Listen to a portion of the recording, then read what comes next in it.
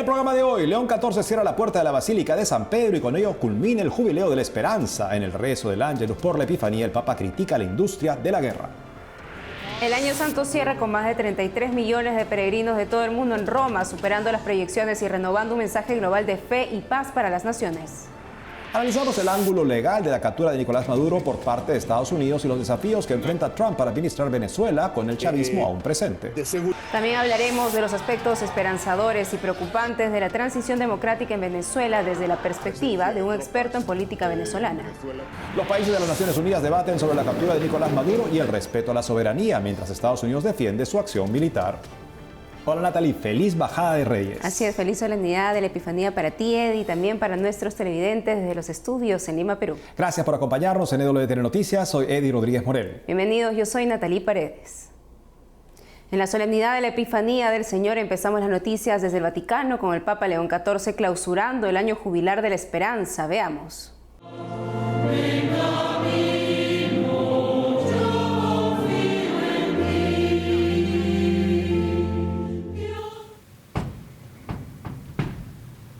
Un momento solemne pone fin al año jubilar de la esperanza. El Papa León XIV llevó a cabo este martes el rito de cierre de la Puerta Santa en la Basílica de San Pedro. Es la última Puerta Santa que se cierra entre las basílicas papales de Roma y representa simbólicamente la conclusión formal del Año Santo, un año que comenzó el 24 de diciembre de 2024 con la apertura de las Puertas Santas por parte del Papa Francisco.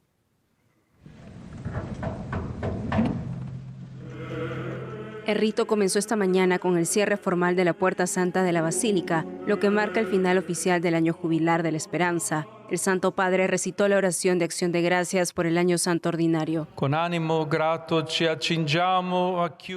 agradecido nos disponemos a cerrar esta Puerta Santa, acompañados por una multitud de fieles, seguros de que el buen pastor mantiene siempre abierta la puerta de su corazón para acogernos cada vez que nos sentimos cansados y oprimidos. La fórmula establecida por el rito dice: esta puerta santa se cierra, pero la puerta de tu misericordia no se cierra, y continúa con una invocación para que los tesoros de la gracia divina permanezcan abiertos.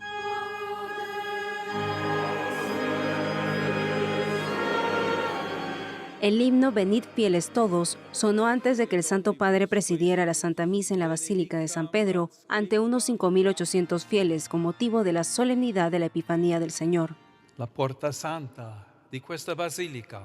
La Puerta Santa de esta basílica, que hoy ha sido cerrada por última vez, ha conocido el flujo de innumerables hombres y mujeres, peregrinos de esperanza, en camino hacia la ciudad de las puertas siempre abiertas, la Nueva Jerusalén. Quienes eran y que los movía, al final del año jubilar nos interroga con especial seriedad la búsqueda espiritual de nuestros contemporáneos, mucho más rica de lo que quizás podamos comprender. Molto più ricca di quanto forse possiamo comprendere.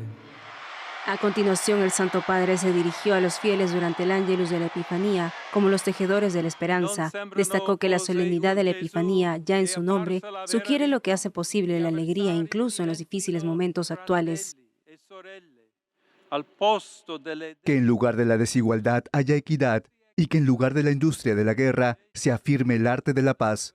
Como tejedores de esperanza, caminemos juntos hacia el futuro por otro camino. Camminiamoci verso il futuro per un'altra strada. En Roma, Valentina Di Donato, EWTN Noticias. En la víspera, el Dicasterio para la Evangelización expresó en cifras la acogida del Año de la Esperanza en el mundo durante 2025. Escuchemos. El cierre de la Puerta Santa en el Vaticano representa el fin del año jubilar. Estas son las palabras del arzobispo Rino Fisichella, proprefecto del Dicasterio para la Evangelización, en rueda de prensa sobre el final del año jubilar, que atrajo a más de 33 millones de fieles de 185 países. Y de esos 33 millones, los estadounidenses constituían la segunda nacionalidad más representada. Sí, hay que decir que el segundo grupo más numeroso, con al menos un 32%, procedía de Estados Unidos. Esto nos permite comprobar cómo las inscripciones a los grandes eventos, sobre todo con la elección del Papa León, han suscitado un gran entusiasmo entre nuestros fieles estadounidenses. El Jubileo de la Esperanza de 2025 rejuveneció y transformó no solo a los fieles peregrinos, sino también el aspecto de Roma, con la creación de un nuevo paso subterráneo cerca del Vaticano, la restauración de la famosa Fontana di Trevi y la renovación de muchas de las carreteras, plazas e iglesias de toda la ciudad. Este es un jubileo que sin duda aportó mucho a la ciudad en términos de transformación y remodelación. Era un mensaje que también nos transmitía el Papa Francisco cuando nos reunimos con él durante el periodo preparatorio. Hacer que Roma sea más bella para los romanos, además de para los peregrinos. Por eso nos esforzamos por llevar a cabo intervenciones coherentes con el espíritu del jubileo, prestando atención al cuidado de la creación y al medio ambiente. En Roma, Valentina Di Donato, EWTN Noticias.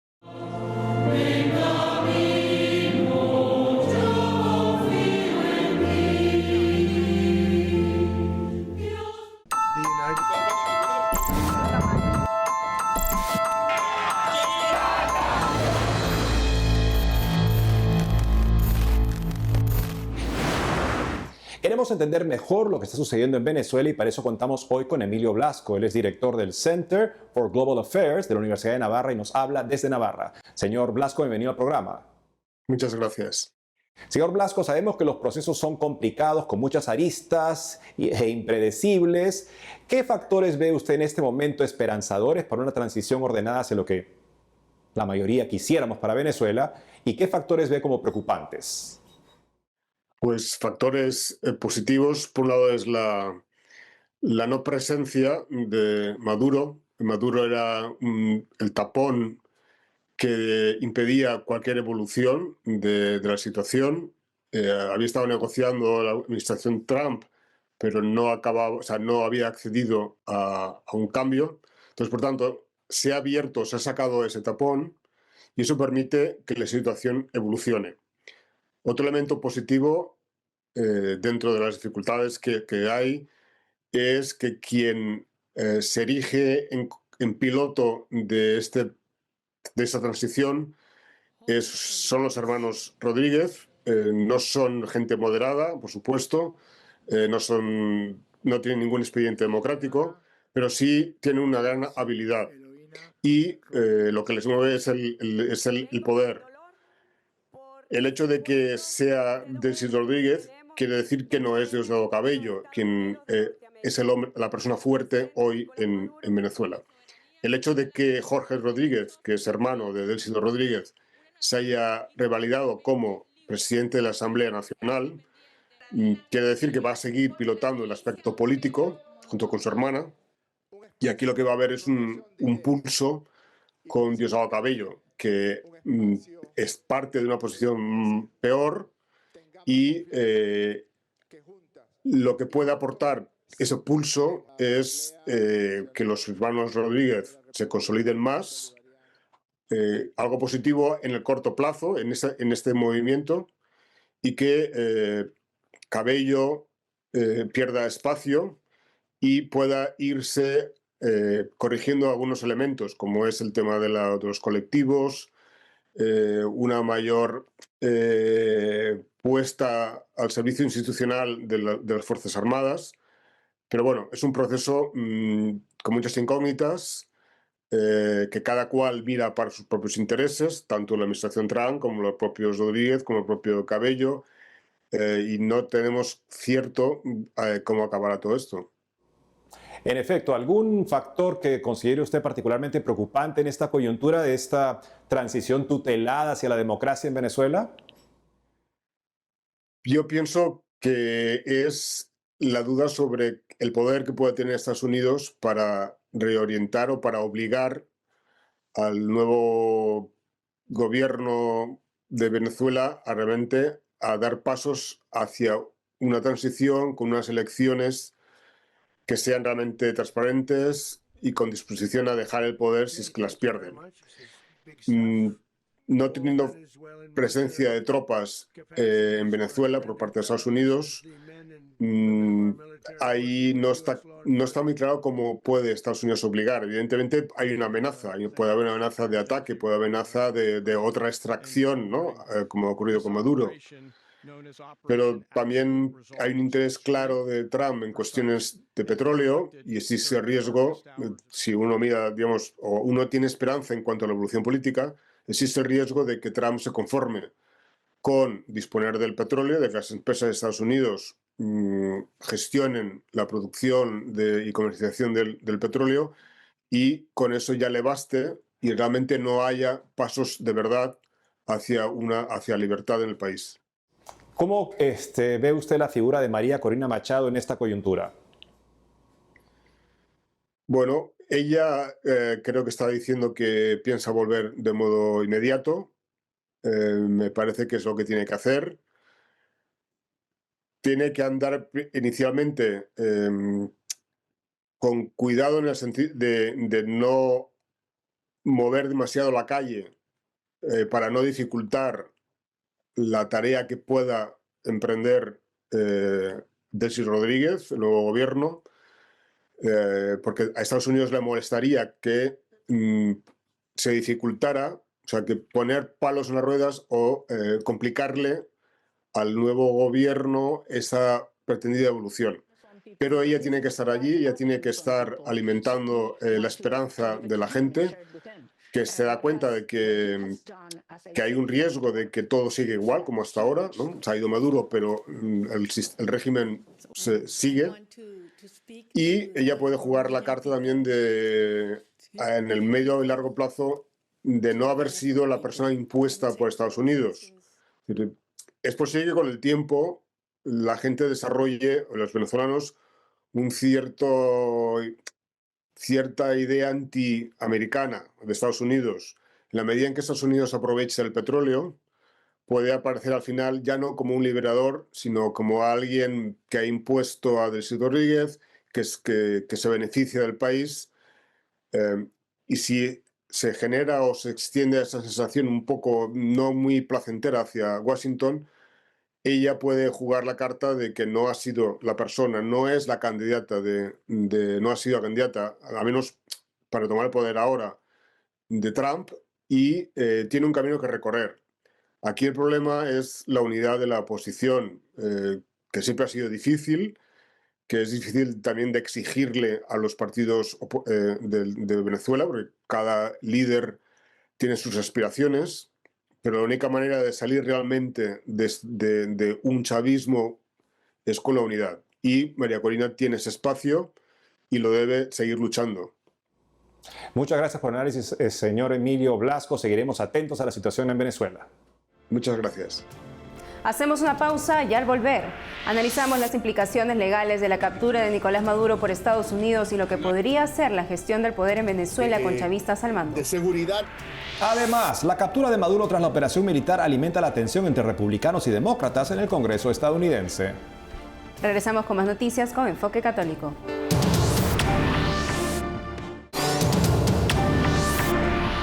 Para un análisis sobre lo que está pasando y el futuro de Venezuela tras el derrocamiento de Nicolás Maduro, entramos en contacto con el especialista en temas internacionales Alberto Fernández, vicepresidente del Instituto de Investigación de Medios de Medio Oriente. El señor Fernández ejerció como diplomático, llegó a Estados Unidos como refugiado cubano en 1959, se desempeñó como embajador de Estados Unidos en Guinea Ecuatorial, también es miembro de la Junta Directiva del Centro de Ciberseguridad y Seguridad Nacional de la Universidad George Washington. Estimado señor Fernández, bienvenido a EWTN Noticias y feliz año. Señor Fernández, la opinión pública está dividida entre los que piensan que el arresto de Nicolás Maduro es la merecida caída de una narcodictadura, mientras que para otros se trata de una violación al derecho internacional y una injerencia de una potencia en un país extranjero. ¿Qué criterios recomienda para forjarnos una opinión propia al respecto? Bueno, yo diría primero, del punto de vista de Estados Unidos, claro, esto fue bastante claro y legal. Primero es un caso de un gobierno ilegítimo, un gobierno que perdió las elecciones el año pasado, todo el mundo lo sabe, toda América Latina lo sabe, y siguió a la fuerza en el poder. Entonces, primero, gobierno ilegítimo. Segundo, la operación militar que ocurrió en la captura de Maduro fue una operación policíaca, o sea, fue una operación legal para capturar un narcotraficante, traficante como otros que hemos visto capturados en América Latina por Estados Unidos y por otros países también. Entonces, para nosotros, para los norteamericanos, es algo que se ve sumamente legal y aceptable. Y a mí me extraña un poco el enfoque, ahora hablan de la soberanía y la ley internacional. ¿Dónde estaban estas personas cuando había injerencia de Cuba, de matones cubanos protegiendo al narco dictador? ¿Dónde estaban estas personas con los miles de venezolanos que han sido torturados y asesinados durante los últimos 10 años? Así es, señor Fernández. ¿Y cómo evalúa la estrategia del presidente Donald Trump, dejando también a los chavistas visibles en el poder, como son los hermanos Rodríguez en la presidencia y el parlamento? Ese es el punto más importante. La parte militar, la parte policíaca que ocurrió, eso es la parte fácil. Lo que ocurre ahora es la parte más difícil, más sensata, más complicada, porque es maniobrar, moverse dentro del ambiente del chavismo que queda o el madurismo que queda en el poder. Los mismos matones, los mismos torturadores o los mismos ladrones están en el poder. Ahora, Estados Unidos tiene que buscar dentro de ese régimen los huecos y agujeros políticos que existen. O sea, ver cómo podemos presionar para que realmente esta transición pueda ser lo más corto posible y pueda llegar a un futuro mejor para el pueblo venezolano. Estados Unidos en este campo tiene una herramienta bastante fuerte, que es la ventaja que tiene que hoy día nada sale o entra de Venezuela sin permiso de la flotilla de la Armada de Estados Unidos. Entonces eso es una arma muy poderosa para usar contra las partes del régimen que quedan. Pero es un juego sucio, o sea, va a ser difícil. Señor Fernández, y el sábado último, en rueda de prensa, ante la pregunta sobre un nuevo gobernante de Venezuela, Donald Trump dijo que a María Corina Machado no la respetan. ¿Qué quiso decir exactamente? ¿Qué cree usted? Bueno, yo creo que eso fue un poco no muy claro, no fue muy preciso. Y creo que el secretario de Estado, Marco Rubio, el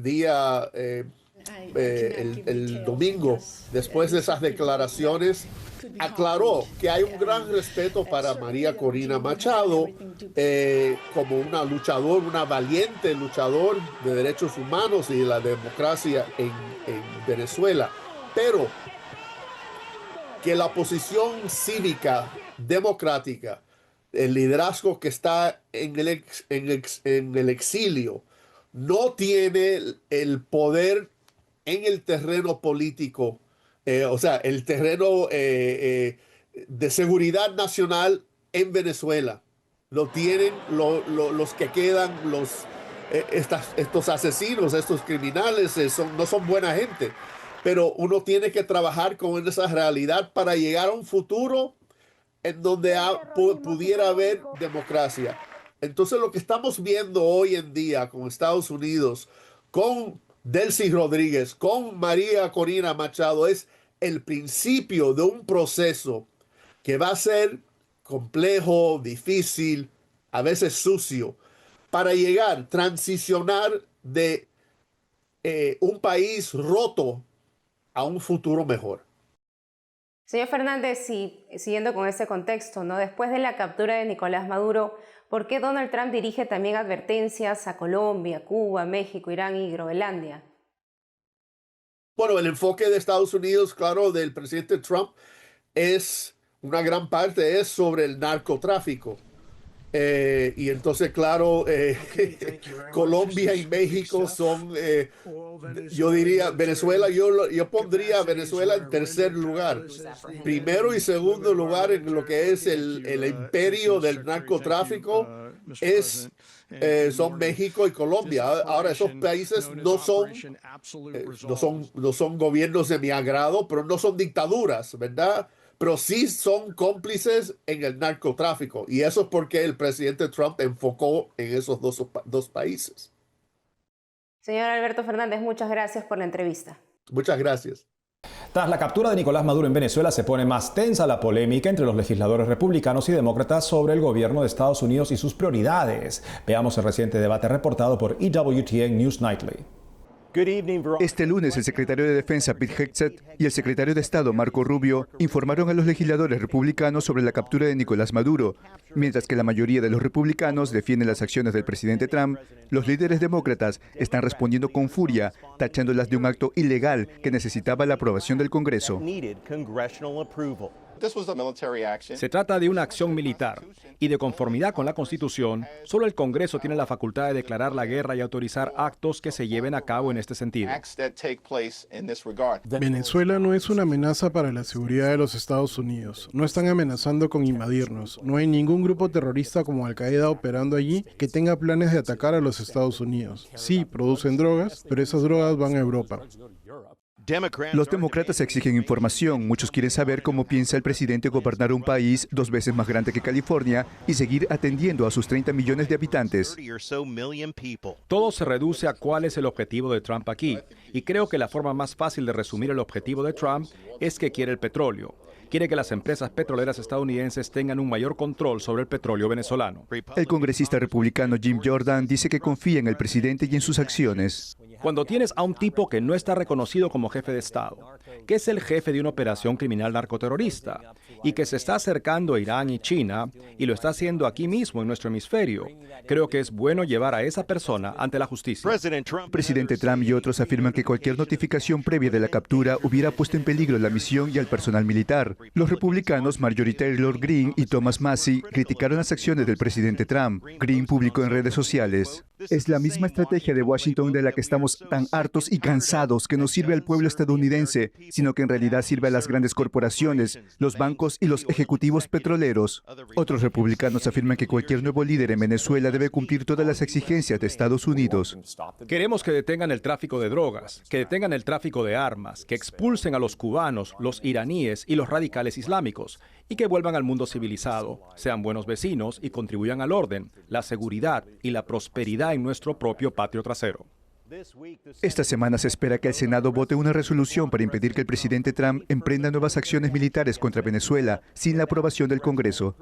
Aunque se apruebe, no servirá de nada. Como recordarán, el mes pasado la Cámara de Representantes no aprobó una ley similar. En el Capitolio, Eric Rosales, EWTN News Nightly.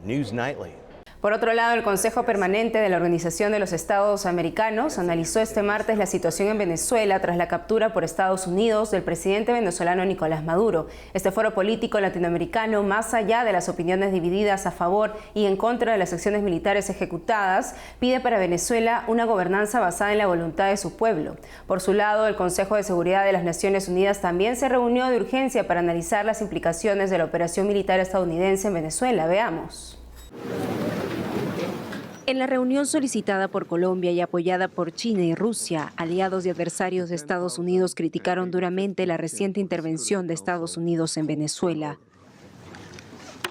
En el discurso leído por su adjunta, el secretario general de la ONU, Antonio Guterres, se mostró preocupado porque Estados Unidos no respetó el derecho internacional plasmado en la Carta de Principios de las Naciones Unidas. La Carta consagra la prohibición de la amenaza o el uso de la fuerza contra la integridad territorial o la independencia política de cualquier Estado. Colombia cuestionó la acción militar de Estados Unidos. La democracia no puede ser promovida ni defendida mediante la violencia o la coerción. Y tampoco puede estar supeditada a intereses económicos ajenos. Rusia se unió a las críticas contra Estados Unidos. Condenamos firmemente el acto de agresión armada estadounidense contra Venezuela que viola todas las normas jurídicas internacionales. Por su parte, China pidió la liberación de Maduro. El embajador de Estados Unidos defendió la captura del líder venezolano.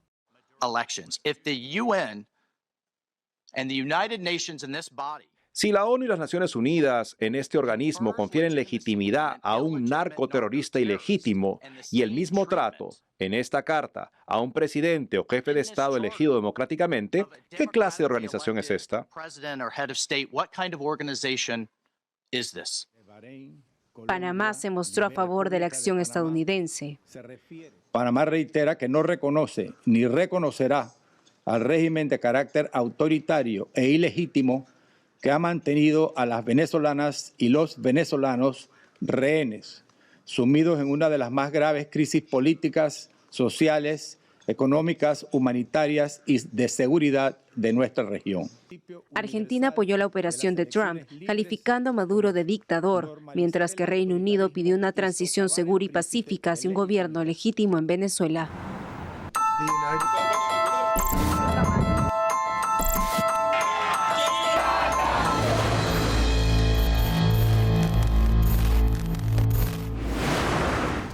Nos despedimos viendo un desfile en las calles de Madrid por la fiesta de los Reyes Magos. En España es tradición que los niños reciban regalos traídos de Melchor, Gaspar y Baltasar en recuerdo al oro, incienso y mirra que entregaron al niño Jesús para adorarlo como el Hijo de Dios. Hasta mañana.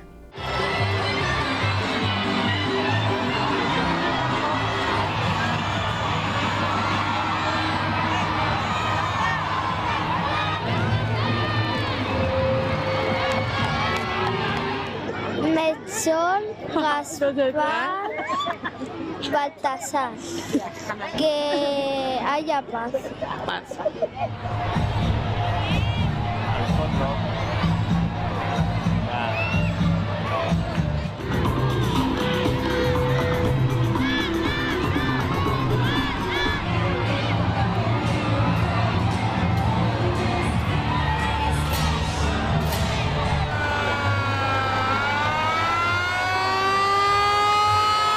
Y me he pedido una portería para jugar al fútbol, un balón, mandos para la Play, para jugar a la Play.